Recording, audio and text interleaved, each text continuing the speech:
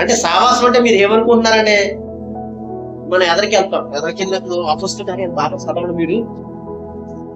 ఆనాడు అపోస్తులని వారు ఆ సావాసాన్ని ఇంటికి తెలిసి ఉన్నారు తెలుసా.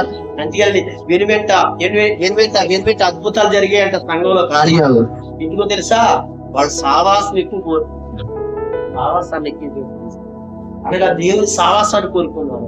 మనుషులు సావాసం అంటే లోక సంబంధమైన సావాసాన్ని కోరుకునేది వాళ్ళు, లోక సంబంధమైన సావాసానికి దూరంగా ఉన్నారు. ఆయన దేవుని సంఘమని పరిశుద్ధుల సావాసము అదే దావీదు అంటాడు. ఒకటో కీర్తన 1వ వచనం, 1వ కీర్తన 1వ వచనం చూడండి.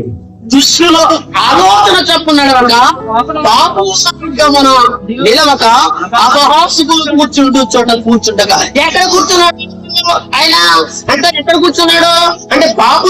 ఆయన ఏమన్నాడు, దుష్టుల ఆలోచన చెప్ప నడవట్లేదట అనగా పాపలు అనగా నిలబడే చోట ఆ మార్గంలో నిలబడే అపహాసుకులు కూర్చునే చోట కూర్చోలేదు. ఎక్కడ కూర్చున్నాడంటే దేవుని పిల్లల యొక్క సావాసంలో కూర్చున్నాను. దేవునికి స్తోత్రం.